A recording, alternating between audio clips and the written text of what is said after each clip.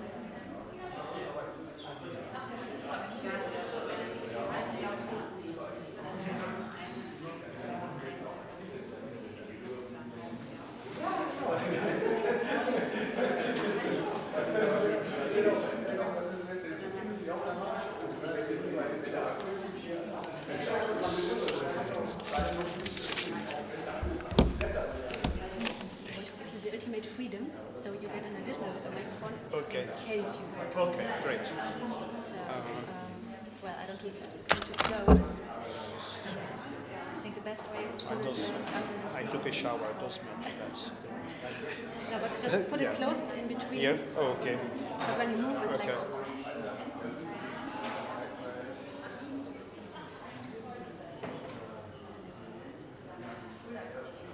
Is this okay? No, I will do it, no worries. But what you No, the other do is you put that on your bag. Recheck.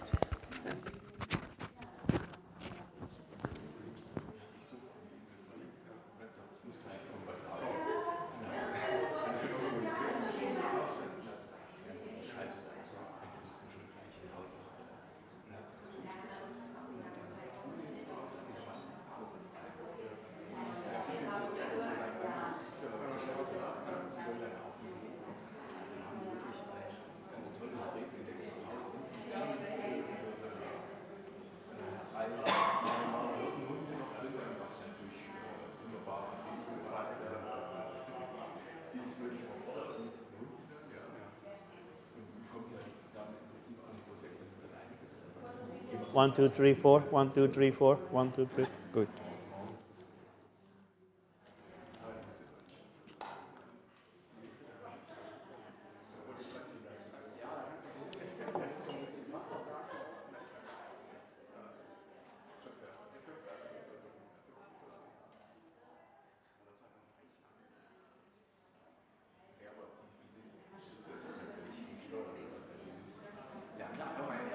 Was wenn die den Schaden 60 Kilo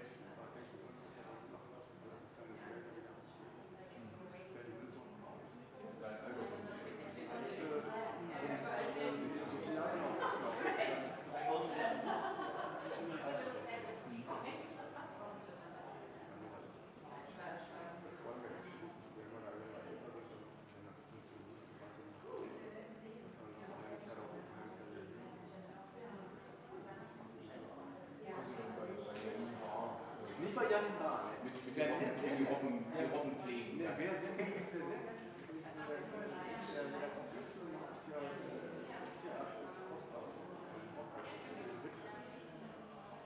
wenn wir das nächste, als wir den Hintern genommen haben, sind wir da hinten, würde ich dann abverlangen, dann checken wir. Ja, und dann willst du das total haben, das große Teil haben, ja, die tun beide, und wir haben schon das sind fast Auto. Ja, ja, ja, nee, ich bin ja nur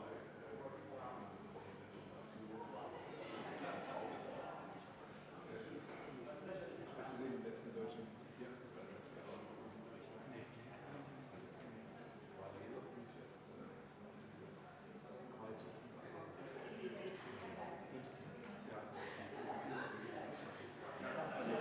Ja, wie du es einschätzt, dann das ist das Spiegel, was wir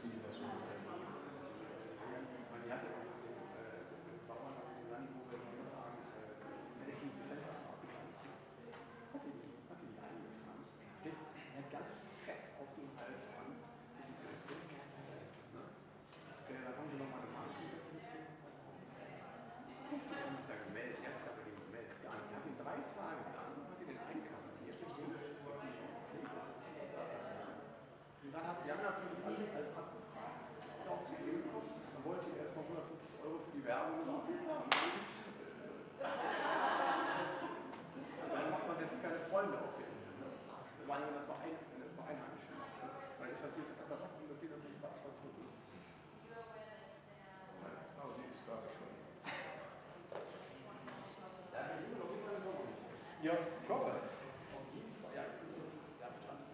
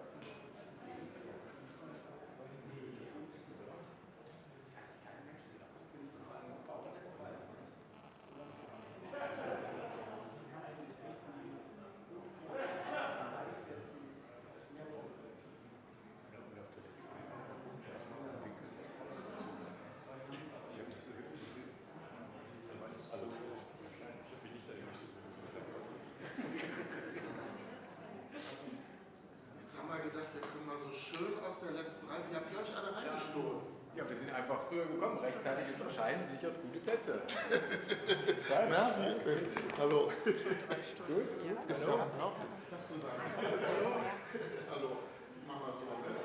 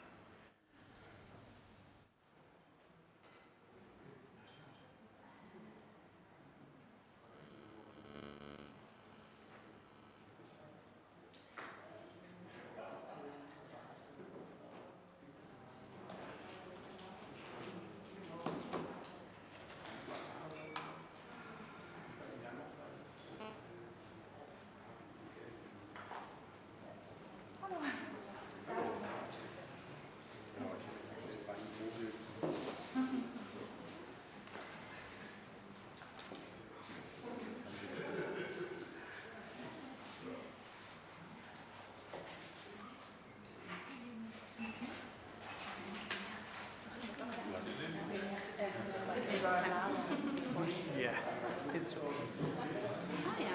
unless I trap them guys and they turn down everything. Hopefully not.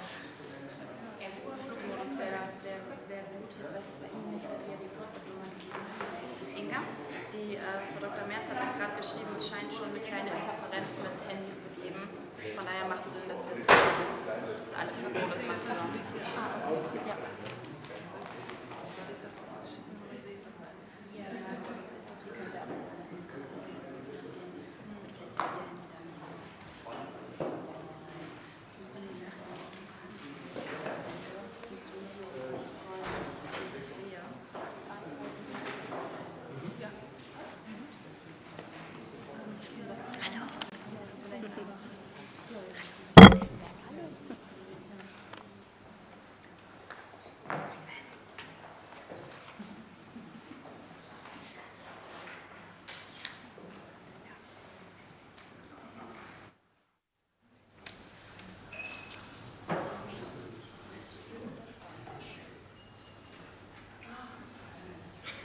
Wunderbar.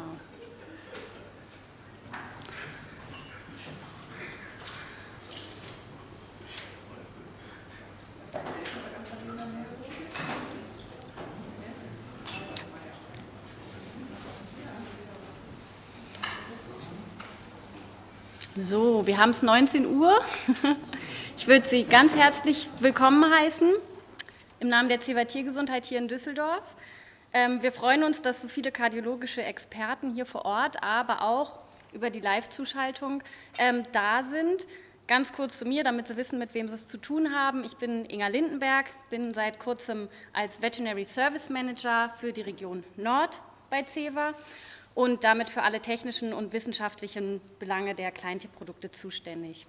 Ich bin aber nicht alleine da, sondern habe tatkräftige Unterstützung von meiner Kollegin Dr. Anne Maron, meinem Pendant aus dem Süden und für Österreich, unserer Produktmanagerin Dr. Britta Kollmann, unserem Chef und Leiter der Kleintierabteilung, Herrn Dr. Jörg Korell, sowie seiner Assistentin Michele und außerdem von Frau Oslage und unseren Technikern, die diese Live-Zuschaltung heute möglich machen.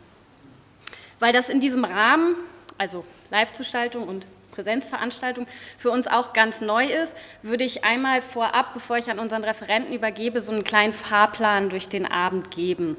Wie Sie vielleicht schon gesehen haben, sind hier Kameras vor Ort. Sollte jemand nicht gerne aufgezeichnet werden wollen, dann möge er sich bitte jetzt einmal an unsere Techniker wenden, damit die Bescheid wissen. Wichtig wäre außerdem, dass Sie Ihre Handys im besten Falle einmal in den Flugmodus machen, weil wir über die App schon einen kleinen Hinweis bekommen haben, dass es eine Toninterferenz mit einem Handy gegeben haben soll. Die Teilnehmer an den Bildschirmen zu Hause Sie haben die Möglichkeit, über die App Slido Fragen während der ganzen Präsentation zu stellen. Diese Fragen werden wir sammeln und am Ende der Präsentation dann zur Klärung weiterleiten. Sie vor Ort haben natürlich auch die Möglichkeit, nach dem Vortrag Fragen zu stellen. Dazu haben wir ein Mikro aufgestellt, wo wir Sie bitten würden, die Fragen dort reinzustellen, damit einfach die Teilnehmer vor Ort diese Fragen auch hören können. Es wäre schön, da Herr Borgarelli Englisch und auch Italienisch spricht, wenn Sie sich bei Ihren Fragen für eine der beiden Sprachen entscheiden würden. Nur, dass Sie das wissen. Die Vorträge werden ungefähr bis 21 Uhr gehen und für Sie als Teilnehmer hier vor Ort würden wir uns freuen, wenn wir Sie danach noch zu einem kleinen Get-Together einladen können bei Getränken und Essen. Dann will ich aber auch gar nicht so lange aufhalten. Ich möchte ganz herzlich Herrn Dr. Michele Borgarelli hier in Düsseldorf begrüßen. Er hat in Italien promoviert und ist 2007 in die USA gegangen und ist dort als Professor an dem Virginia Maryland College of Veterinary Medicine tätig. Er hat einen PhD und ist Diplomate des Fachbereichs Cardiology des ECVIM Companion Animal und hat mitgewirkt an zahlreichen Studien und Veröffentlichungen und ist außerdem Federführer der DELAY-Studie. Ich möchte mich außerdem ganz herzlich bedanken, dass er den weiten Weg aus den USA auf sich genommen hat, um uns heute die DELAY-Studie zu präsentieren. So, thank you very much, Michele, for having you here. I would like to move now to the official part of the evening and hand over to you and your presentation. Thank you.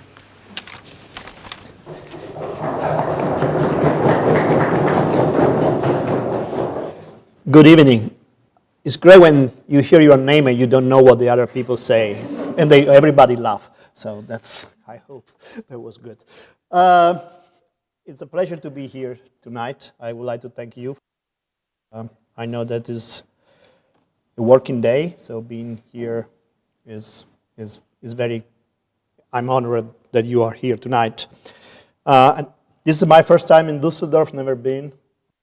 Surprised how nice the city is. So I don't know if anybody in Düsseldorf, but city I really enjoy to spend the day today here. So what we are going to do tonight, I'm going to present you the DELAY study. I think you already heard about that study probably, because it's been around for 9 years. We present the officially result of the study at the ECVIM in Milan this year, and this is my first time in Europe after that time, so I'm proud to be here and presented the DELAY. And after this, I'm going to talk about what is cardiac remodeling and what is the importance of cardiac remodeling in mitral valve disease. These two topics are related, and so at the end of these two topics, you will ask questions, and I will be happy to try to answer to that. Okay. So, what is the DELAY? The DELAY is a clinical trials, and DELAY stands for delay of appearance of symptoms of a canine degenerative mitral valve disease treated with spironolactone and benazepril in dogs.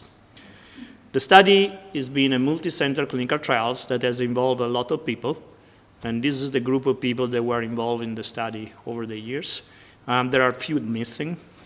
It took 10 minutes to make this picture because we were not able to fit in one single picture, just to show how big the group is.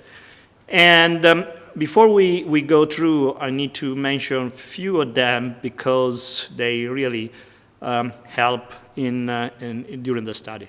First of all, I also had to declare my conflict of interest. Every investigator in the study, including myself, received funding from SEBA within the last 5 years. Also, the study was aimed to assess the values of measuring NT-proBNP and troponin 9 over the time in these dogs, and the biomarkers were sponsored by IDEX. So this is the scientific committee for the study. It includes a lot of people, great friend of mine. You probably know Dr. Bussadori, Dr. Chiavegato, Gino Dagnolo, Dr. Santilli, Dr. Poggi, Dr. Migliorini, and Dr. Feirosin. This is the scientific committee. So we designed a study. Just for records, the study was an idea that came on the beach after a couple of beers. So that's sometimes you can have some idea, not necessarily working. And this is another group of people that are very important for the study. The study has been very long, and there were several steps. I will go through this, but I want to thank Dr. Olsen, Dr. Summerfield, and Dr. Zanad. They were members of the interim analysis committee. Dr. Ekstrom for reviewing the radiographs and performing the troponin I measurements. Dr. Fonfara, Dr. Hogan, and Dr. Schneider, because they were validating the endpoint at the end of the study. And Dr. Vercelli that measured the urinary aldosterone-creatinine ratio and validation of the methods. We also need to thank all the dispensers.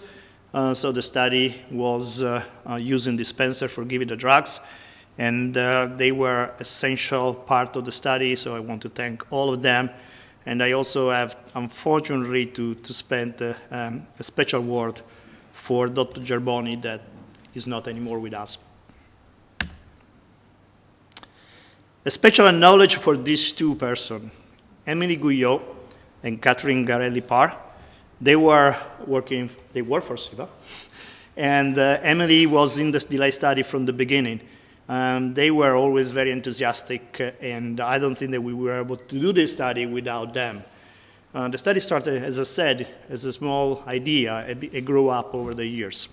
Without them, it would not be possible to have the study that we have today. Finally, last but not least, I want to spend a word for Kenneth Lamb. Kenneth Lamb is the statistician that independently evaluates all the numbers. Now, I know many people that are enthusiastic for their work. Sometimes I am enthusiastic too. But I never met somebody like him. He was able to call me anytime during the day, sometimes during the night, and it was making my wife not very happy, because he had some idea he wanted to discuss about the statistics. And he was always available, and typically the conversation we came was like this one. Okay, so why don't you look at table 36, column 235, 238, and divide it by result of column 1056, table 72. Can you follow me? Great, I love this. And you have no idea what he's talking about. He was just looking at database, he was talking about this, and he was like that for several years. Ken was an essential figure in this study, and he's a great guy. Okay, so go to the study. The DELAY study is a prospective, single-blinded, randomized, placebo-controlled study. And the drugs were spironolactone and benazepril versus placebo. Despite the fact there was a single-blind study, during the study we realized it was very important trying to keep the owners blinded too. So the package of the two drugs, spironolactone and benazepril, were modified in order to try to keep the owners blinded too. So technically it's not a double-blind study, but we try to do everything possible to keep the owners blinded too. The inclusion criteria were dogs affected by mitral valve disease that had to be confirmed by echo, so you had to have a thick mitral valve leaflet, and they should have some remodeling. And the remodeling for this study was defined as a left atrium aortic crew ratio, so this is the aorta, this is left atrium, more than 1.6 in the short axis using the Swedish method, and end diastolic diameter normalized using the Cornell formula more than 1.7. Dogs should be weight more than 2.5 kilos and less than 20 kilos, and they should have an age between 4 and 14 years. Exclusion criteria were any other cardiovascular disease, if they were presenting atrial fibrillation, if they had pulmonary hypertension, and for the DELAY study, pulmonary hypertension was defined as a tricuspid regurgitation velocity more than 3 meters per second. If they had any other clinically relevant disease, and this was on the judgment of the investigators that was enrolled in the case, if they had systemic hypertension defined as systolic blood pressure more than 180, whatever method they use, we didn't really care about Doppler versus oscillometric, but that was the cutoff that was used. And if they were on cardiovascular drugs for more than 2 weeks, or previous 2 weeks. So they shouldn't be enrolled if they were on any cardiovascular drugs. However, if a dog was on cardiovascular drugs for less than 2 weeks, it was possible to stop the cardiovascular drugs, having a washout period of a month, and they can be enrolled after a month. The primary endpoint for the study was to evaluate the efficacy of the treatment delaying the cardiac death or onset of first occurrence of heart failures in dogs that had preclinical mitral valve disease and cardiac remodeling. For this study, the definition of heart failure was defined as the presence of dyspnea or tachypnea with a respiratory rate more than 36 breaths per minute. They cannot be explained by any other disease. Thoracic radiographs were used to confirm the presence of pulmonary edema and also to exclude that the clinical signs were due to other reasons.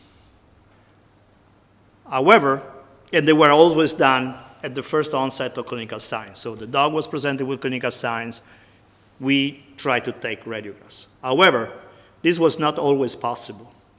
Sometimes the dog went to an emergency clinic, or sometimes the dog died, or sometimes the condition were not allowing the clinician to take radiographs because the dog was not stable enough. So in this case, if radiographs were not taken, we didn't want to lose the dog from endpoint. So trying to define if the dog was really in heart failure or not was based on analysis of the medical records coming from the emergency clinic or history taken from the owners and the finding on the clinical exam that was including, for example, the presence of bloodish foams from the nose that was considered any signs of pulmonary edema, even without having thoracic radiographs. The study also was designed by the beginning to assess some secondary endpoints. And the secondary endpoints were the evaluation of the efficacy of the treatment in improving clinical signs, cardiac remodeling defined as enlargement on thoracic radiographs or on echocardiographic exam, and effect on some biomarkers. Particularly, we used, as I mentioned before, the NT-proBNP and the troponin I. The DELAY study is the first study, the first clinical trial, the first prospective clinical trial that look at the values of the biomarker in trying to assess their values to predict heart failure. We don't have the data, so I'm sorry, we cannot give you the data so far because we are focused on the primary endpoints and other things, but we have the DELAY-2 studies will come probably next year. We start to analyze this data. So these are the scheduled visits. So there was 1 visit every 6 months for a total of 8 visits. At each visit, you have a physical exam, thoracic radiographs, systolic blood pressure, and the blood samples were taken for the NT-proBNP and the troponin I. Also, at each visit, some urine samples were trying to get, so we can measure the urine aldosterone creatinine ratio. This is another peculiarity of this study. This is the first one that look at the urine aldosterone and urine aldosterone creatinine ratio in serial samples. However, since everybody was very enthusiastic in the study, virtually every dog received an echocardiographic exam at each visit. So we had the data for this, and this is important, as you will see later when we discuss results of the study. Also, because we got blood for the troponin and for the BNP, we were able to measure the creatinine at each visit in these patients too. So the number of dogs that were supposed to be enrolled was based on the power analysis. And the power analysis was based on our study published in 2008 on a relatively large population of dogs with mitral valve disease. Based on this study, a dog has a 60% chances of not progressing to heart failure in 3.5 years. So based on this, we calculated we were needing 200 dogs to identify 22% difference with an alpha 0.05 and a beta 0.8. Because this was already, from the beginning, we knew there was going to be a long-term study. And we noticed that owners get tired, they disappear, they can change their mind. So we hypothesized that an hypothetical withdrawal from the study of 20%, so we were planning to enroll 240 dogs total. We wanted also to avoid that one center could be biased, because you can, several centers, one center is enrolling 50 dogs and the other enrolling 5 dogs, then you have a problem with the center bias. So each center could maximum enroll 14 dogs. So they couldn't enroll more than 14 dogs each center. The study originally was an Italian study, so it started in Italy, and we had 16 centers there. Then we had Netherlands that joined the study with 1 center, and finally UK, we have 4 centers in UK. So it became a real European study. Now, tomorrow maybe UK will not be anymore in Europe, but for now it's still, well, depends from the vote, I guess. So, study timeline. The study was started in 2010, and the first dog was enrolled in November of that year. In 2013, we enrolled the first dog in Netherlands. And in 2014, the first dog was enrolled in UK. We closed the enrollment phase on the September 30 of 2014. So at the end of the 2014, all dogs were enrolled. And then in 2015, there was the EPIC trial result were public. And because this, a non-planned interim analysis of the delayed data were necessary. We wanted to be sure that we were not killing our patients because of the result of the EPIC trials. So we did a non-planned interim analysis to assess if the drug was at least neutral or was not detrimental. Obviously, we didn't know treatment A, treatment B was where, but essentially the interim analysis showed that the study could continue. It's also important to remember that after this date, every dog that was enrolled in the study was offered to start pimobendan if they wanted. And only one owner decided to do that. All the others, they didn't want to start that. In 2018, on March 31st, last dog went out of the study. And then we had the endpoint validation and blind data review in July. And at the end of the last year, so 2018, 1 year from now, exactly 1 year from now, we presented the result to the investigators. So as you see, maybe the delay was, well, the delay study was supposed to last 5 years, and it lasted 9. Maybe the delay name was not a great idea to put in a study, because there were several delays. And so a 9-year study changed a lot of things, including people. This was me at the beginning of the study, and this was me at the end of the study. As you probably see, you don't realize how much you change up to the point that you have 2 pictures showing that, unfortunately. For the data management and analysis, so we had a blind review radiographs to validate the endpoint. These were done by Dr. Ekstrom, as I said. The blind and interim analysis was performed by a committee of people that were not directly involved in the study. These were Dr. Holsen, Dr. Summerfield, and Dr. Zanad. After you do the interim analysis, you need to adjust the p-value because essentially you can introduce a bias. So the p-values for finding a statistical significance, not anymore the classic at 0.05, has to be lower, and then was lower to 0.475. You will probably say it doesn't change much, but in some cases can change. So that is what happened after the interim analysis. The blinded endpoint validation was performed by the committee of people that were not involved directly in the study. Again, these were Dr. Fonfara, Dr. Hogan, and Dr. Schneider. And then after that, 4 members of the scientific committee look all the numbers, all the data to be sure that all the numbers and data that did make sense. And at that point, the database was frozen. So after this analysis here, you cannot touch anymore. You cannot change anything. And then the data are submitted to the statistician that he starts to do the analysis. The statistician does all the analysis blinded, so he doesn't know if it's the treatment A and treatment B or it's the true treatment of the placebo. And finally, in September, when all the statistical analysis was done, we were happy with the statistical analysis, we were unblinded, and we knew what happened. And this was presented in Lisbon, as I said, exactly 1 year ago, to the investigators. One thing that changed from ECVIM to today is that yesterday I just received the news that the paper has been accepted for publication on Journal of Veterinary Cardiology, so you will be able to read it. Even if you are not a member of the SVC or you don't are a subscriber to the JVC, you will be able to read it because it will be published open access, so everybody can have access to the manuscript. And so what are the results? Probably the most important thing. First of all, we enroll a total number of 184 dogs.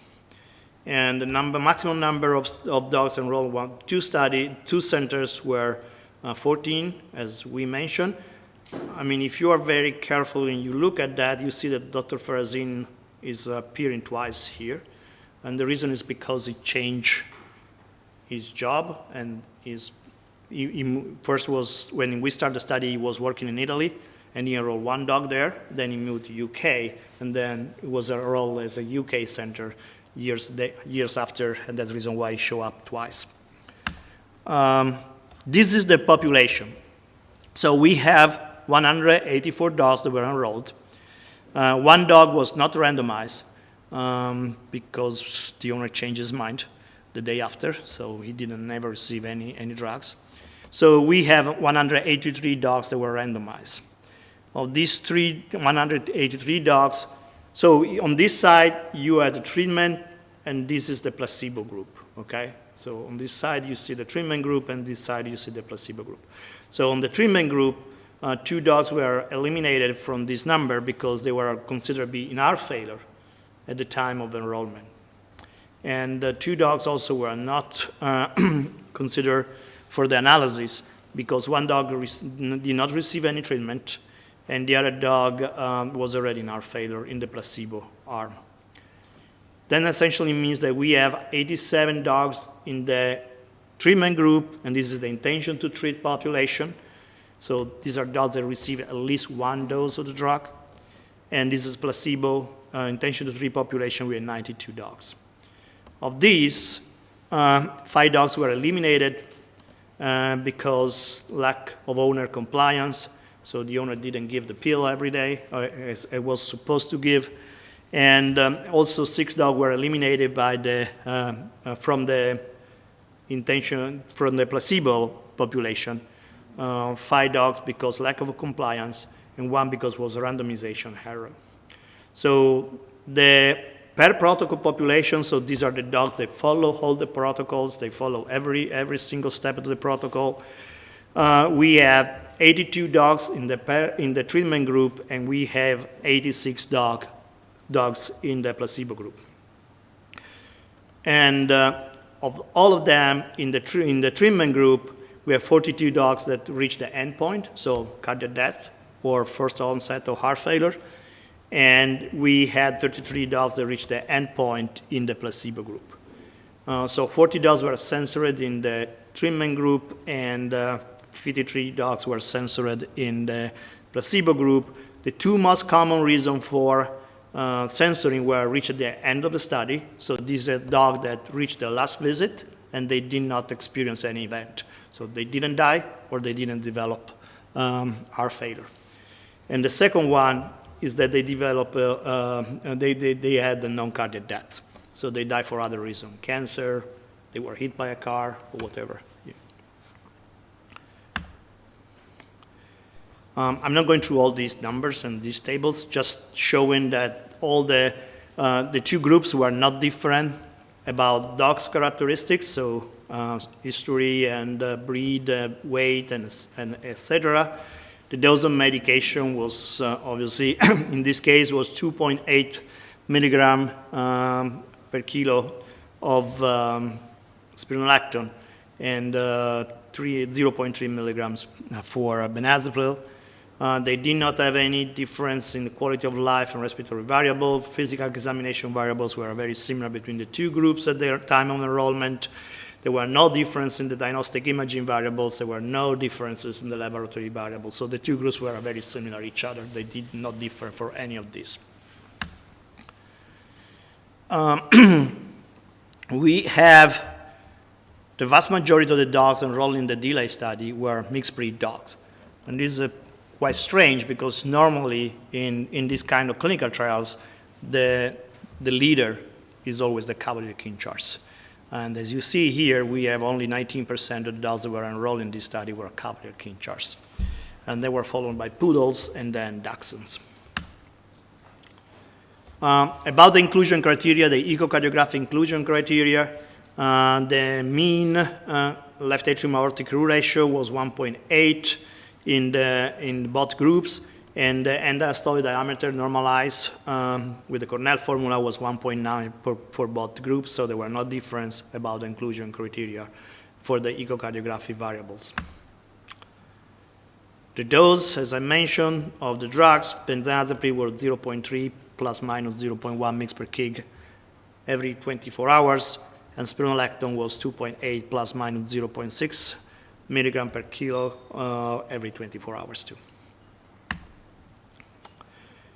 This is the median time population. This is per protocol population. So these are the dogs that follow all the protocol, all the visit, and the median time was 1,045 days. We didn't have the upper limits because more than 50% of the dogs were alive when you look at the two groups at the end of the study. This is quite what is reported by other studies, so it's not a big surprise. It's quite long preclinical time. If we look at the intention to treat population, so these are the dogs that receive at least one dose of the drug, the median survival time is 920 to 25 days. That essentially means around 3 years. Okay, so now the important thing, primary endpoint. You probably know already because it's been the kind of thing that circulate pretty fast, but there are no differences about the primary endpoint between the treatment group in blue and the placebo group in red. So no difference in survival time or cardiac death for these two groups. 42 dogs reached the endpoint in the treatment group, 33 dogs reached the endpoint in placebo group. There were no difference between the two groups about reaching the primary endpoint. If we look at the cardiac death, so we can just separate the combined endpoint and we just focus ourselves on the cardiac death is important, you know. There are no difference between the two groups about the cardiac death too. So 15 dogs in the treatment group die for cardiac disease and 13 dogs in the placebo group die for the cardiac disease. And again, there was no difference, statistical difference between the two groups.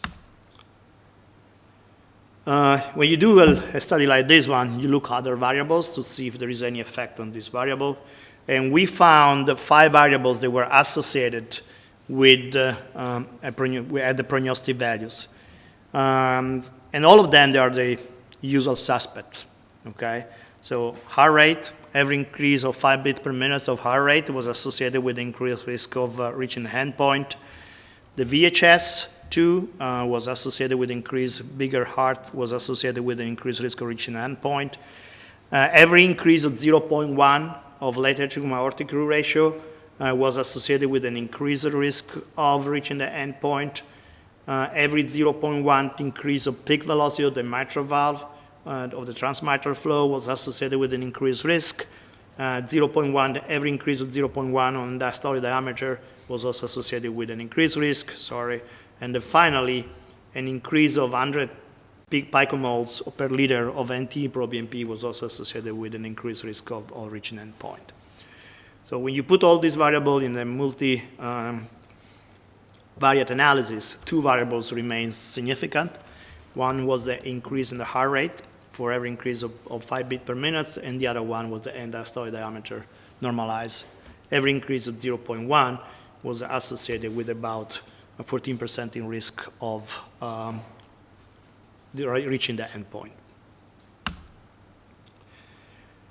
So that was the per protocol population. The intention to treat population is dog that received at least one dose of the drug. Obviously, the number is higher. And if we look at these numbers, we see that actually, again, there is no difference between the treatment group and the placebo group. So in red, the placebo, and in blue is the treatment group. 45 dogs reached at an event in the treatment group, and 33 dogs reached an event in the placebo group. Again, no difference between the two groups.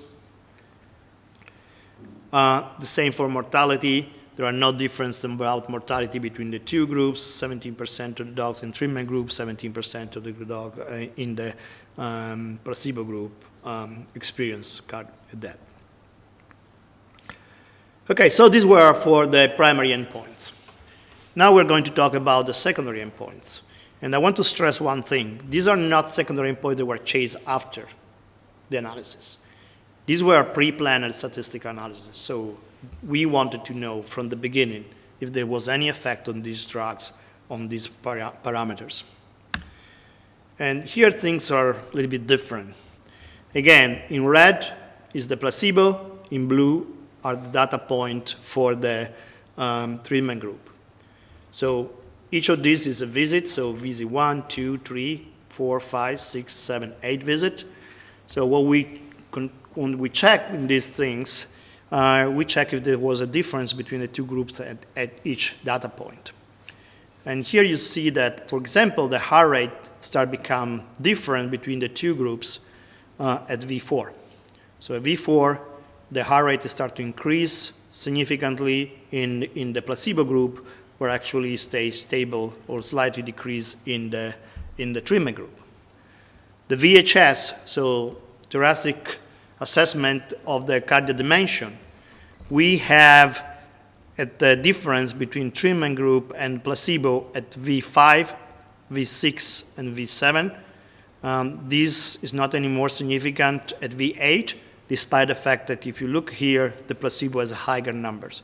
So one thing that you need to understand about these graphics is that, remember that these are data point, time point, okay? So each time point after the first, there is less and less dog that you analyze, because some dogs reach the end point, so they are not analyzed anymore. So the longer you look at this, the less dog there are in the study here at V8. So sometimes you don't find any difference just because there are too few dogs, despite the fact that you find graphically you see some difference there. About the left atrium aortic root ratio, here we see that the two groups start to become different at V3, and then they become highly different from V4 on. It's also important to notice that in the treatment group, there is a decrease in dimension of the left atrium compared to the placebo group over the time. And it's the same for the peak velocity. It's different between the two groups. The difference is very, very minimal, but still significant. I don't know how much clinical relevant, because if you look, this is 1 meters per second. So this is at the end 1.15, and this is 1.12. So there's really very minimal difference. This is the interesting thing of statistics. Sometimes even minimal difference between two groups are statistically significant. But probably in this case, I would say is not clinically relevant. And diastolic diameter. In this case, we have, again, a decrease, progressive decrease on the end diastolic diameter over the time. In the treatment group, where there is a progression increase in the end diastolic diameter in the placebo group, where there are no difference in the end systolic diameter between the two groups, just in the middle, but probably not clinical on any relevance. So what about the NT-proBNP? So the NT-proBNP becomes different from V6 on. And you see here the clear difference between the two groups. So in the treatment group, the NT-proBNP remains stable, where there is the NT-proBNP progressively increases in the placebo group, where there are no difference at any time for the troponin I. Urine aldosterone. Urine aldosterone is increasing more in the treatment group, and this is what you expect. Remember that we use in spironolactone. So spironolactone is blocking aldosterone receptors.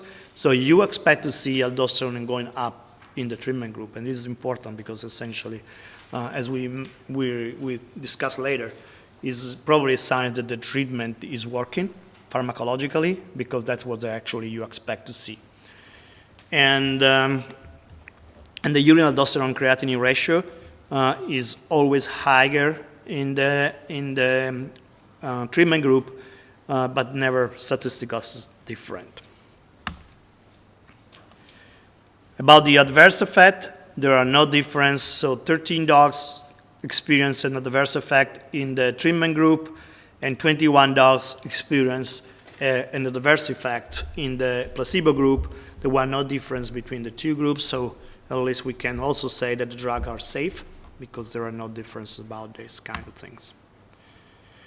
So this is the first time in veterinary medicine that a study has failed to identify a significant effect, clinical effect, for the primary endpoint.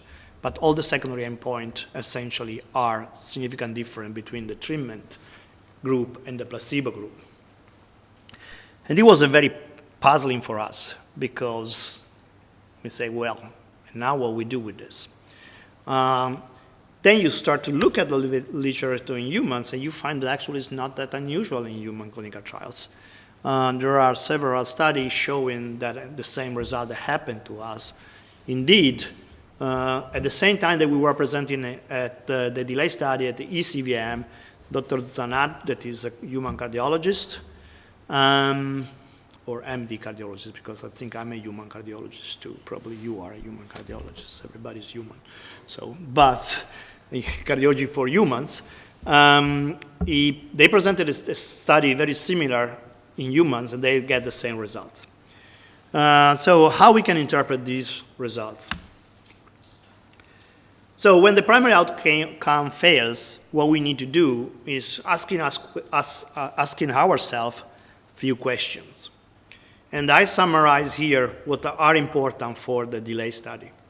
First of all, is there some indication of potential benefit? Was the trial underpowered? So did we enroll enough dogs for this study? Was the primary outcome appropriate or defined in a proper way? Was the population that we enrolled appropriate? Was the treatment regimen appropriate?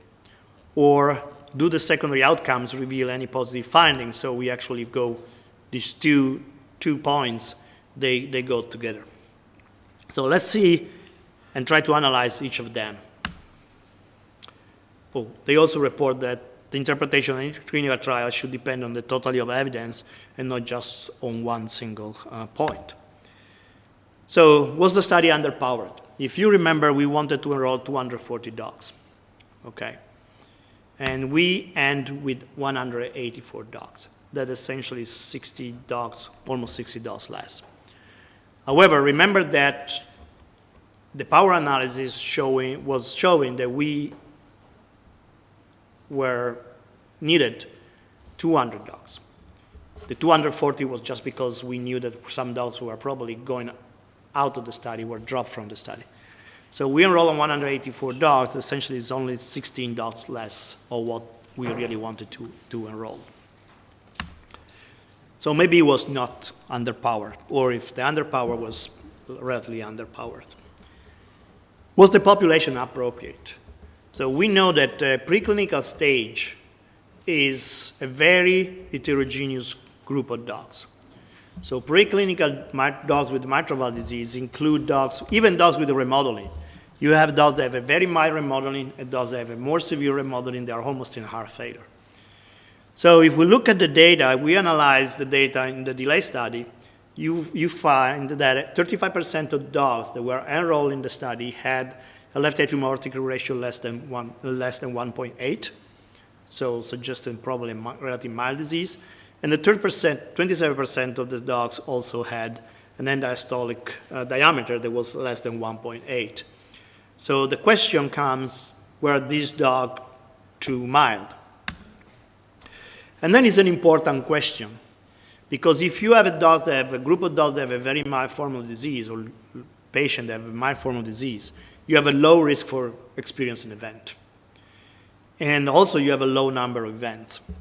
In the DELAY study, only 45% of dogs reach an endpoint. If you consider all the population of dogs, so placebo and those who were on treatment, only 45% of them, they reach the endpoint. So if you have a situation like this one, the population of dogs that you need to enroll is much higher. Indeed, we did some post hoc analysis, and using the actual data that we have of the population that we have in the DELAY, we were supposed to enroll at least 3,000 dogs to see a statistical significance. Doesn't mean the placebo was worse than the treatment. It just means that actually to see the statistical differences with the population characteristic that we had in the DELAY, we had to enroll 3,000 dogs based on the actual data that we have. So obviously this is not going to be possible. The other thing is that if you have a low risk for event and you have a low number of events, you need to follow up the patient for a much longer time. So we were planning to follow up this patient for 3.5 years because we were supposing there was enough. But if you have a very mild population of patients, then you have to follow them for a much longer time. So another question is the primary endpoint was properly defined or not. So the definition of heart failure is considered a soft endpoint in human medicine because it's very subjective. There is not really an objective way to assess if there is pulmonary edema or not, especially if there is mild pulmonary edema. When we had the group of people that validate the endpoint, we had 3 cardiologists with a lot of experience sit in a room for 2 days, and sometimes they couldn't find an agreement. Because yes, everybody can identify pulmonary edema if there is an alveolar pattern. It's not complicated. But I think that everybody in this room, and at home, by the way, hello, everybody's home, experience the problem that mild interstitial patterns sometimes is not that easy, especially if you have a dog maybe is coughing for other reason, and so this can be a problem. That, on the other hand, is quite considered a hard point. You know, you are alive or you are dead. There's not really, there's nothing more objective than that. So, but however, in a preclinical trial, when you do a study in the preclinical patients, you don't expect many of these patients die. So that's the reason why you combine the 2 endpoints. So you use a soft endpoints like heart failure and a hard point, and that actually it will increase the possibility that you get enough endpoints to find a statistical difference. However, this was not the case in the DELAY.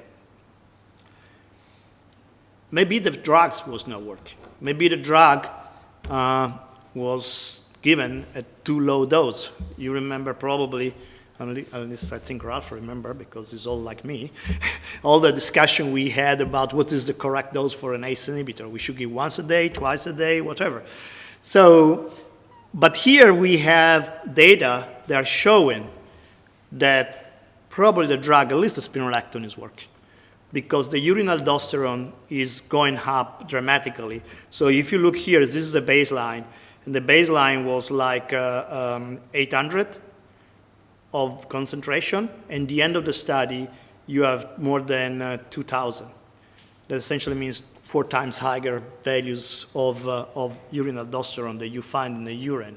So that's actually suggesting that you are blocking the receptor, and this is what you expect to see And these are results very similar to what's being reported by Dr. Atkins and Dr. Ames about their study on models of activation of RAS. So we have evidence that treatment is working a little as a pharmacological action. Then we have the breed. We know that some breeds, they have faster progression. They are more commonly affected and they have a worse outcome. And these are used with the Cavalier-King charts. And in the delay study, there were relatively few Cavalier-King charts. Most of the dogs were mixed breed dogs. So this can be a factor that we should keep in mind when we look at the result of the delay study. Finally, you can have what is called statistical by chance. So you find a difference by chance. So it can happen, especially when you have low numbers. When you have a big numbers, doesn't matter. But when you have relatively low numbers, you can always have difference or not difference by chance. However, this is very unlikely because all the secondary endpoints, all of them, they go in the same direction. So it would be almost impossible from the statistical point of view to have all the secondary endpoints going in the same direction because some of them, they are also not related to the investigators. Think about the NT-proBNP. The NT-proBNP, the investigators were taking blood, they were sending to IDEX. IDEX was running the study without knowing if they were on placebo or on the treatment. So that was done blinded by the IDEX too. So, and you see all these results, they are pretty consistent. That's so it's pretty unlikely that we have a type 1 error. So is there any potential benefit? And this is going to be translated in my second talk tonight. We have a bunch of studies, and I just summarize the most popular one and the most common, the study that everybody should be aware, actually showing that cardiac remodeling in those with mitral valve disease is associated with a worse prognosis. So bigger left atrium is always associated with a worse prognosis, bigger left ventricle is always associated with a worse prognosis. Increasing the BNP is associated with a worse prognosis. So there is a potential benefit we look at this because this other study showed this. So all of these parameters, they are associated with an increased risk of progression or increased death. So in summary, the delay did not find any difference on primary endpoints between the groups. There is a significant treatment effect on cardiac remodeling. There is a significant treatment effect on biomarker, particularly NT-proBNP. The fact that there is a higher increase of urinary aldosterone in the treatment group suggests there is a pharmacological action of the drug, and the drug is safe and well tolerated since we don't have any differences in the side effect. So what's going on after this? As I mentioned, we collect so many data that we couldn't put in a single paper, or we were focused obviously on what we were interested first. Not that the NT-proBNP is not interest, but that's going to be the second part of the study.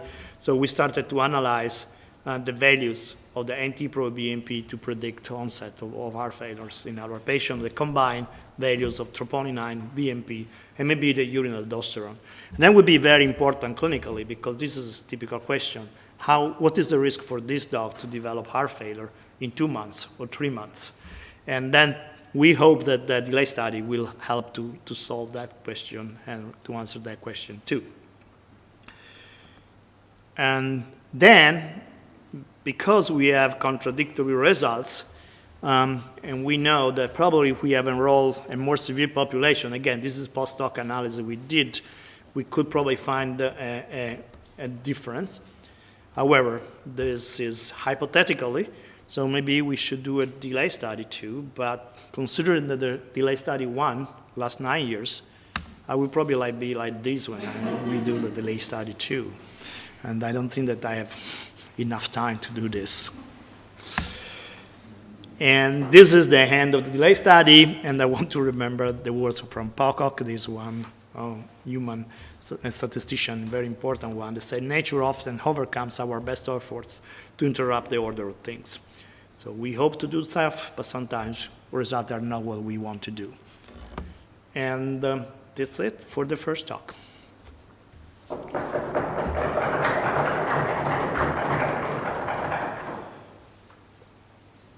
As I said, I will save the question for the second after we go through the second one, because it's just related to I just presented. So the delay study was showing that there is a difference, or there is a treatment effect on cardiac remodeling. So the question is, how much is important cardiac remodeling in those with mitral valve disease, and how we can assess cardiac remodeling? I think everybody here do echo, correct? Everybody does echocardiography here? Say yes, no. I know that I'm boring, but just show me that's okay, great, thank you. I think that you do, but so that's the way we do, the way we assess the presence or absence of cardiac remodeling. Again, in this case, I just had to declare my conflict of interest. Seva was sponsoring my lab for the past 7 years, and I receive support from the company. So mitral valve disease, everybody knows what it is. It's essentially degeneration of the mitral valve leaflets with the myxomatous degeneration of the tip of the leaflets or the leaflets itself. Usually, these are changes histologically. They change, they start in this way, and at the end, you get something like this. So the valve becomes thicker, they present some nodules, and the consequence of these, essentially, the valve starts to leak. So this is a 3D image looking from the atria down in the left ventricle. This is the mitral valve leaflets, and you see there is a hole there, and you don't need to have an echo, 3D echo for doing this. However, it's cool, but you don't need to. You just need to have a stethoscope to recognize when there is mitral valve regurgitation and you have a murmur. Eventually, once you get the mitral valve leaflet that is leaking, then it will lead to left atrium enlargement and left ventricular enlargement. So that's the reason why mitral valve is leading to remodeling, because there is volume overload. So what is the definition of cardiac remodeling? The cardiac remodeling is becoming a very important topic in human medicine too. And these are guidelines that have been recently published. And they said essentially, now I have to put my glasses because I can't read anymore without. It's called age. So they say essentially that anytime there is a genome expression, molecular, cellular, interstitial changes, they are manifested clinically as a change in size, shape, and function of the heart after cardiac injury.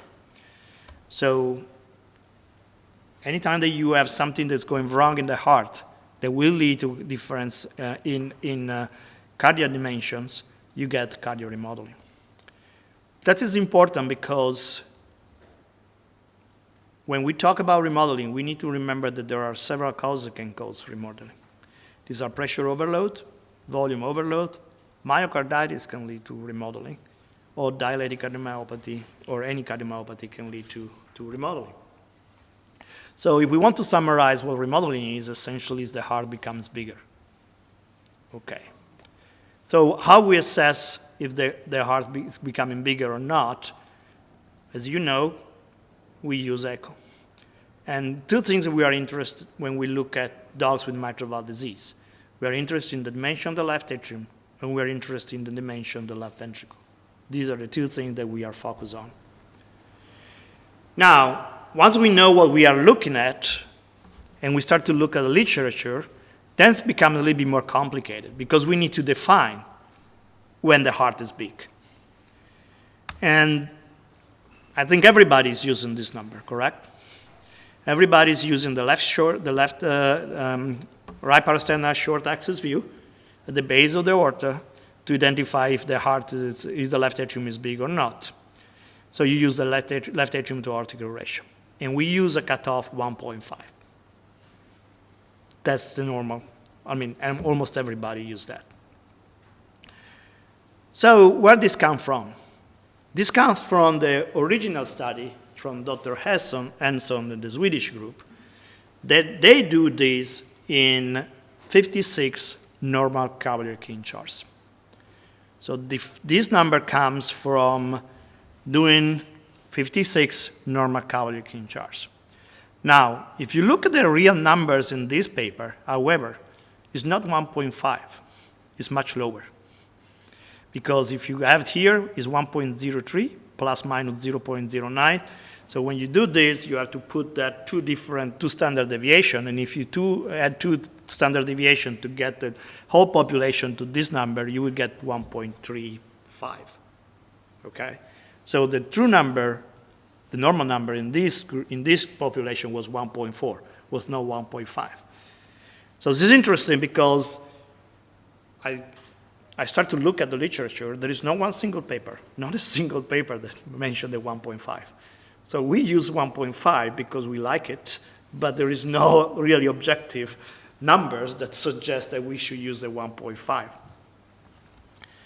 An important aspect of this paper, as you probably know, is also that this is the way it has to be measured, okay? So you trace a line through the aorta, and then you continue, and you go up, down here. And it doesn't matter if this is the maximum diameter or not. You just have to continue doing a straight line. We try to get as more straight possible, bigger diameter on this axis, but sometimes it can be tricky. So, and this was the original study from the Swedish group. Then you probably know the other person that is obsessed with numbers is probably Dr. Rinshu, that actually also do a lot of measurements. And in 2000, he published a study using what is called the Rinshu method and other methods to assess the left atrium dimension. And the first time he already reported, for the first time, that the left atrial dimension are associated with the body weight. So, and there was no support, there was something we thought about, but even when you normalize that, they are still related to the body weight. In the Rinshu study, and this is the short axis, so left atrium aortic ratio in the short axis, the maximum number reported was 1.6, was not 1.5. However, remember the Rinshu method is different from the Swedish method. In the Rinshu method, you do the measurement of the aorta in this axis, and then you pick up the largest diameter of the left atrium. So it's not the same plane. They're two different planes, okay? So the possible explanation why one group found number higher and the other group find numbers smaller is maybe because they measure differently, and also because they measure different breeds. The Swedish group just measured cavalier king charts, where Rinshu measure every kind of breed.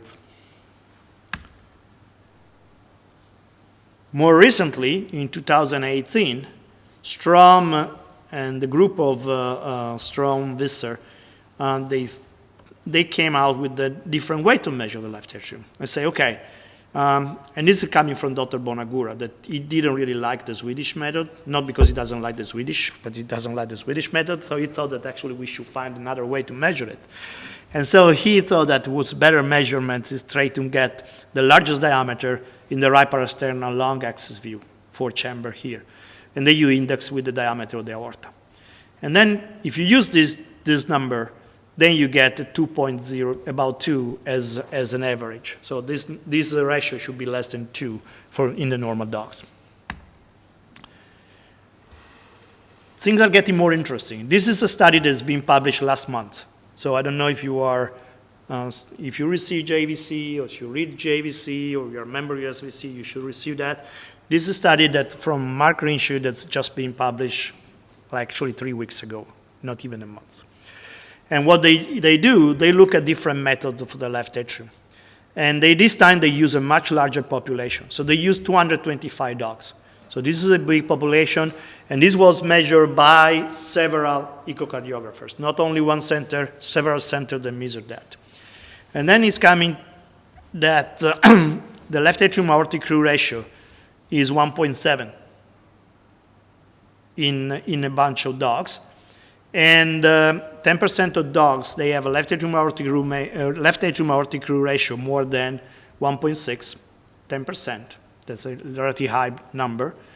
And 71% 7% about, they have a left atrium aortic ratio in the long axis, so using the Bonagura method, more than 2.05. They also found that some breed, they have a bigger left atrium aortic ratio than others. And most of these, the dogs that had a bigger left atrium were boxers, beagle, and Irish setter. So that's okay because we don't really see many dogs with mitral valve disease. Many boxers, they die for cancer or other problem, not for mitral valve disease. Beagle, they never die. I mean, they may have mitral valve disease, but they survive forever. And we don't see many English setter with mitral valve disease too. But anyway, they reported that normal dogs may have left atrium aortic ratio up to 1.7. So the 1.5 again becomes questionable at this time. This is a study that my resident did a few years ago, and that's the way actually in human measure the left atrium. They don't measure in one plane. We measure in two planes at least because the left atrium is a three-dimensional structure. When you use for only one plane, you can miss the fact that actually it's enlarged. And in this study, we show that indeed 4 of 7 dogs that were considered B1, in reality, they have left atrium enlargement. So 12% of the dogs had left atrium enlargement with the volumetric methods when we used our numbers, and were normal when you use the left atrium aortic ratio. One more thing. This is a quantification of left atrium from Visser. It's a large study. And again, in this large study, they reported the values that were smaller. So this is the number you look at. So left atrium aortic ratio, 2D, short axis, and this is 1.4. So that is going back to the normal values that was reported by the Swedish group. So this was published last year. So now we have two groups, Rinshu and Visser. They report left atrium aortic ratio measured in the same way in two large populations, two different numbers. One is 1.4, the other one is 1.6. If we look at the end-diastolic diameter, we look at the allometric scale. And you are probably familiar with the allometric scale, Cornell study. And we usually use the 1.7 for end-diastolic diameter and 1.1 for the end-systolic diameter to identify dogs that have left ventricular enlargement and systolic dysfunction. But this is 95% interval percentile. In reality, the more conservative number would be 1.8. So if we use 1.7, we still have about 5% of dogs that are normal. They have a number that is higher than that. So we can misdiagnose a dog with cardiac remodeling while in reality it doesn't have a cardiac remodeling. The other problem with the Cornell method is that it's very biased by two groups of dogs. So 30% of dogs were small breed dogs, less than 15 kilos, and 29% of these dogs, they were Irish Wolfhound because they come from Dr. Vollmer's study. So you have one breed, more than 50 kilos, representing 30% of these dogs. So it's a great study. Everybody's using that number, but we need to be too careful because there are actually two extreme. We have a big group of very small dogs and a big group of very, very large dogs. And how much is accurate this? Okay, let me show this example. So this is an hypothetical example in a 5 kilos dog where you measure 2.6 centimeters and systolic diameter and diastolic diameter and 1.8 in systolic diameter.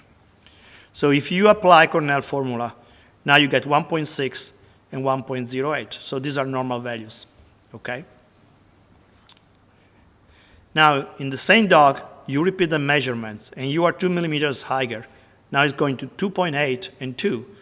This dog suddenly becomes with cardiac remodeling. And we're talking about 2 millimeters difference in the same 5 kilos dog. I mean, I am pretty sure you are precise, but I'm not that precise. I don't think that I can repeat the measurement with 2 millimeters. 2 millimeters is really, really small, okay? So we can do that, but we need to be careful. So Visser, in the paper that we mentioned before, reported that a much lower number. He said that 1.6 is what is considered in a normal, 97.5 percentile. It's 1.6 for the end-diastolic diameter and 0.96 for end-systolic diameter. So if we use this number, many dogs that we consider normal, they would be with the left ventricular enlargement, and many dogs that we consider to have a normal systolic diameter, in reality, they have systolic dysfunction. So think about, you just use different references, your scenario changed completely, your diagnosis changed completely, depending from which reference you use. As we mentioned, repeatability is also important, because if I can't repeat the measure, then it's going to be a problem.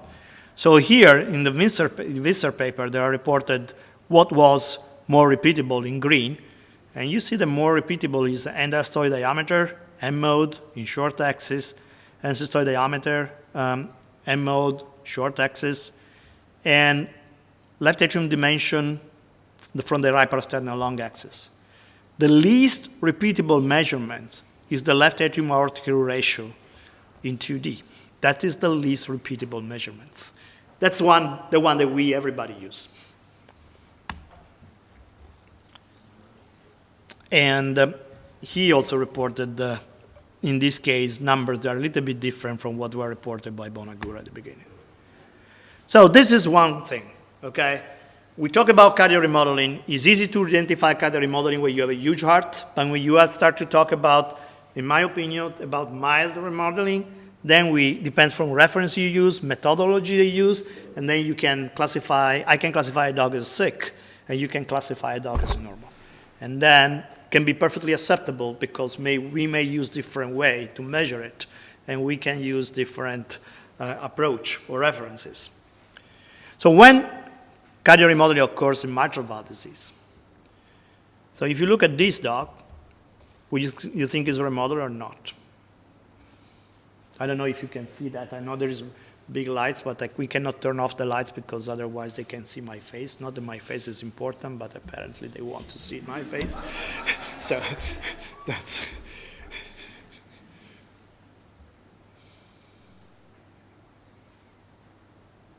To me, it looks pretty normal, okay? There is mitral regurg, but the left atrium is probably not big. Maybe we should measure that, but if you also look at that, I don't see much. However, from the pathophysiological point of view, we need to remember one thing. So consider this is a dog without mitral regurgitation. So he has 50 millimeters of volume in the left ventricle, 5 millimeters of volume in the left atrium. Now, if the valve starts to leak, minimal leakage, you can adjust 1 millimeters of volume going back in the left atrium, okay? So now, because you have volume overload, you get 6 millimeters of blood in the left atrium and 51 in the left ventricle. It's just a question of volume overload system. You have 1 milliliters that will go back and forward between the left atrium and the left ventricle. So that heart for that dog is bigger, is remodeled. It's only 1 milliliter more of blood, but is bigger because actually is more volume that actually he should have normally. But if you do an echo, you will not identify that. How you can identify the difference of 1 milliliter or 2 milliliters? So technically, each dog that develops mitral regurgitation, by definition, has cardio remodeling. It's not clinically relevant, but has cardio remodeling. Otherwise, because the mitral valve is leaking. So finally, what is the clinical significance of this? And you already saw these slides. These are all the studies that actually reported the significance of, clinical significance of different parameters.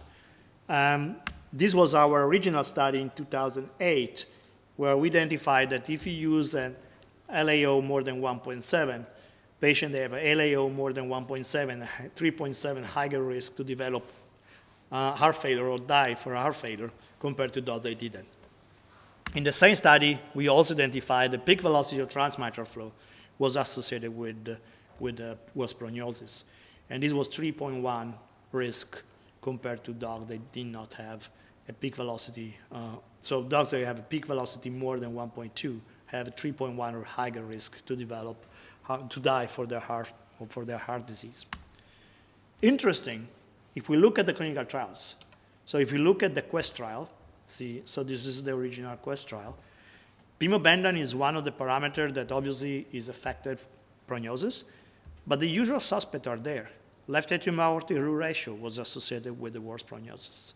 And diastolic diameter, systolic and diastolic were associated with the worst prognosis. So all of these parameters, they come back. This is the study from the Royal College. They show the same thing. And they look in this case to pro-BNP, and you were talking about dogs with heart failure. So dogs with heart failure, they had higher levels of BNP and troponin I, they have a worse prognosis. But also, the end diastolic diameter was associated with a worse prognosis. So it was independent risk factor for worse prognosis. And again, left atrium, end diastolic diameter, E velocity, peak velocity of transmitral flow. If we move to the preclinical dogs, this was our study that was looking at the preclinical dogs, and we found again, left atrium aortic root ratio is associated with the prognosis.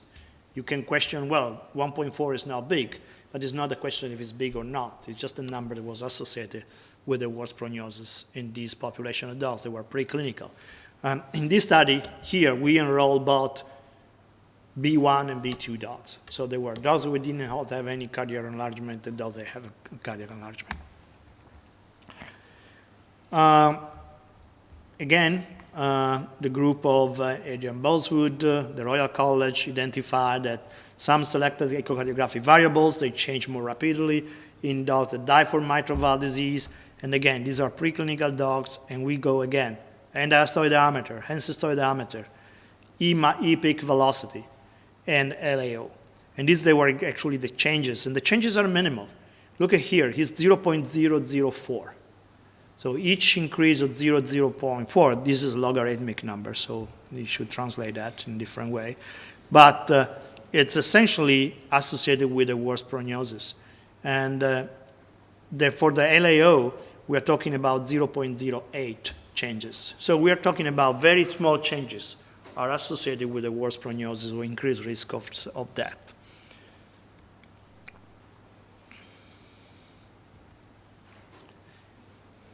Another study, same things. LAO, one of the most predictive numbers. E peak velocity. We found the usual suspect.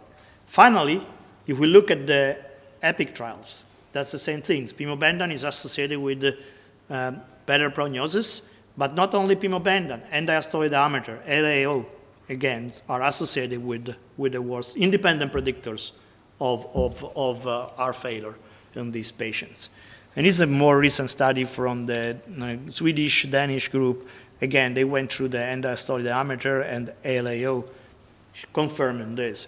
So the more study we look, the more study we identify, the more study we actually recognize that they identify always left atrium a predictor of heart failure, or end diastolic diameter is predictor of heart failure or death. So, in conclusion, the cardiac remodeling that happens in mitral valve disease has a role in the pathogenesis and risk for death in our patients. Sometimes small changes make significant changes. This was a dog that was considered preclinical, and with 2.6 centimeters, and this was the same dog when the diameter became 2.9. He developed acute pulmonary edema. There was rupture of chordae tendineae, was associated to that too, but essentially small changes in the end diastolic diameter led to heart failure. So in humans, the guidelines reported that cardiac remodeling is now recognized an important aspect of cardiovascular disease progression, and therefore emerging as a therapeutic target in heart failure of all etiologies.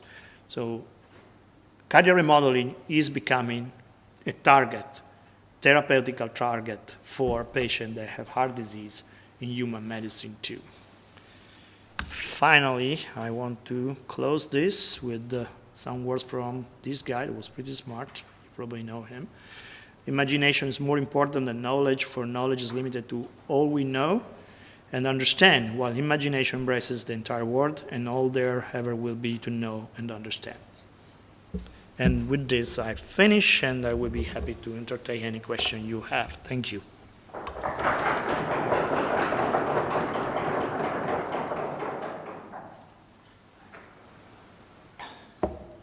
Questions? I try to be fast so we can have dinner.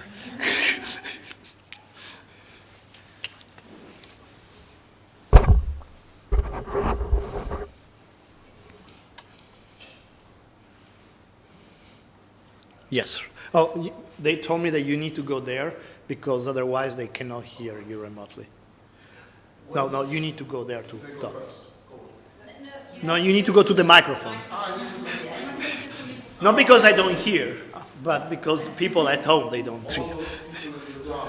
Yes. Yes. Those 4 others. If you look back those 9 years when you started Delay, what would you change in your dosages or in your understanding of the remodeling to get better results, or results that confirm your clinical aspects? Because I think the question is, there is a certain point that ACE inhibitor spironolactone doesn't do enough for our patients. But I don't know if those guys agree. When you work in your practice with all those stuff, even doing speckle trackings and more, you see effects. And I think there's a lot to talk about dosage and a lot to talk about time. What do you think? What would you change? It's a great question. You have another hour? So let's start to what I would do differently. I would probably, let's start with a simple question. Would I would differently the delay? Probably one thing I would do differently, at least 2, or maybe 2. Would be more aggressively. So I know that in other studies, they were more aggressive with enrollment. You were supposed to enroll 6 dogs in the first 6 months. And if you don't do that, you are out of the study. And another investigator came. We were much more flexible on these, and that's led to the 9 years of the study. That per se is not a problem because I like to have 1 year, every year we had an investigator meeting where we became friends. At the end, we were very happy. But it's really prolonging a study too much, and there is some bias can come in, including new knowledge. For example, during the delay, EPIC trial was published, so it could change things, or the perception of the study.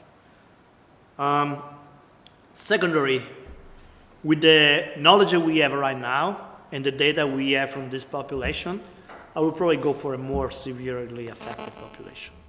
Essentially, we know, I was mentioning that if we wanted to see a difference statistically, and then again, I don't want to stress, it's not the means that the treatment was better than the placebo. We don't know, it's hypothetical, but for finding a difference, we had to enroll 3,000 dogs with that kind of population. But if we have a population of dogs with 1.8 and 1.8 for the 2 parameters, we had to enroll 240 dogs. And there will be a difference. So, and this obvious bias by the fact that we know result now, so you cannot claim that, but that's what actually, I would probably do this differently. But when we designed the study, we didn't have this data. We didn't have the data from the Royal Vet College, we didn't have more data, so only data we had was our study. And then we had based the result on the population design was on our study too. You can question that the EPIC has the same population, and agree, the criteria is the same, but the population is different. 75% of dogs in the EPIC, they were more than 1.85 for both, so they were more severely affected. That is, if you look at the number, more than 75% for the 2 groups, they were dead. And about the dose, I I have to confess, I'm ACE inhibitor skeptical. Okay, I don't know how much they are helpful alone. I think dogs, we have enough evidence showing that there is the aldosterone escape, number one, and we have the kinase pathway through which actually you can activate the RAS. That is an alternative pathway. Hold the study from the group of Ray Dillon's, they show that. L'Italia show that. It's experimental models, but we know that exists. So I believe that probably if we want to try to modulate the RAS, we need to go for a more complete RAS block. And so the two drugs, they can work. Now, I cannot claim the benazapir is working at that dose because we didn't measure the circulating angiotensin II. We didn't do anything for that. I can claim that the least spironolactone is working. And for the reason that I was telling you before, the aldosterone, the urine aldosterone is going up 4 times over the time in these patients. I also think that the DELAY study, because we measure urine aldosterone creatinine ratio, that is an indirect parameter suggesting activation of RAS. And then it's going up also in the placebo group. I think that actually, I believe that our study is showing there is an activation of RAS over the time. It's relatively low at the beginning, but at the end, the urine aldosterone creatinine ratio is high for both groups, above the normals. So that's probably suggests there is an activation of RAS. So do I use an ACE inhibitor once a day? No, I use twice. But I think that this study at least is convincing me that you can give spironolactone once a day because there is pharmacological effect that can be identified by the urine aldosterone creatinine ratio.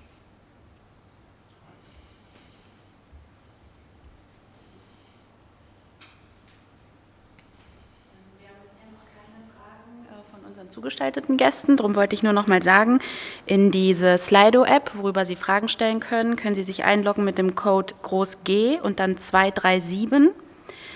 Und wenn Sie Probleme haben mit dem Einloggen und deswegen keine Fragen an unseren Referenten stellen können, können Sie sich noch mal bei der Frau Oslage melden unter folgender Telefonnummer 0151 59 82 7710. Wir warten aber auch noch einen Moment, ob noch Fragen kommen. I just said we don't have questions yet from the audience, which is in the webinar, but we will wait a second. Okay. Yeah. So is there any other question here?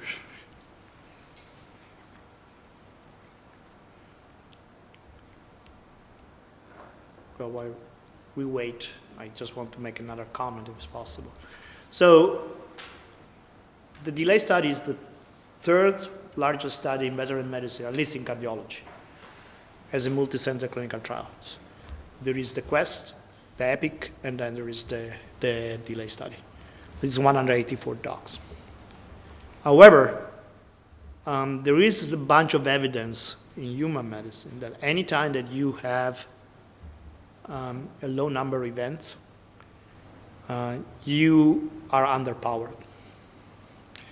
And if you think, and I don't know if you remember, but if you look at I can show you this.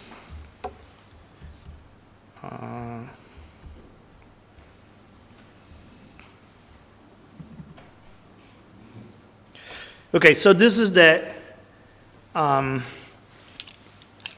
primary endpoint for the per protocol population.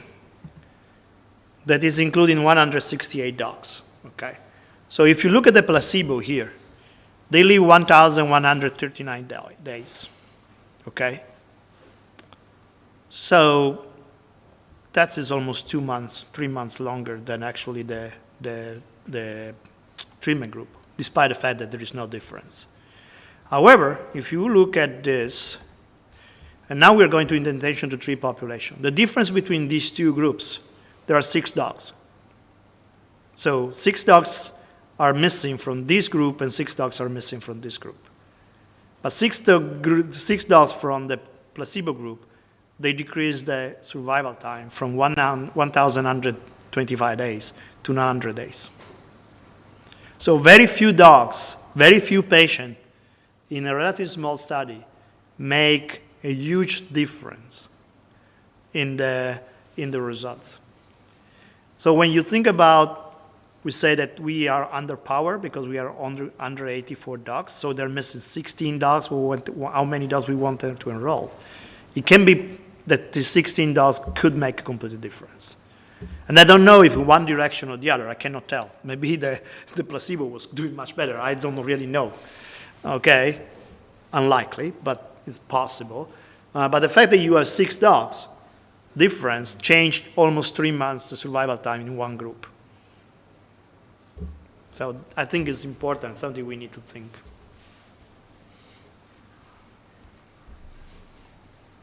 So we have a question Yeah. from the webinar audience.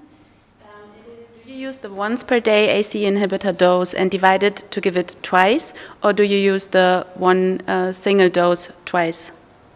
I use twice a day, the single, well, whatever is, we usually go for 0.5 mg per kg twice a day. Okay. Whatever ACE we use in patient that we need to use. So.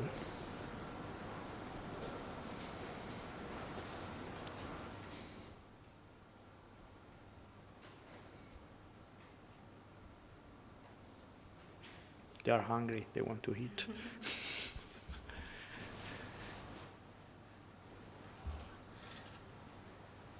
Okay, so if there are no more questions from the guests at home and from the guests here in the room, then we would like to thank you all for being here. Thank you, Michele, for coming to Germany and presenting the DELAY study. It was a very nice talk. To the guests who are at home right now, we wish you a pleasant evening, and thanks for joining us, and Merry Christmas already, and Happy New Year. And to all the guests in the room, we would be happy to share some food with you outside and some drinks, and have a little discussion probably on delay and on other stuff. So thank you, Michele, again, and thank you all for being here. Thank you all for being here tonight.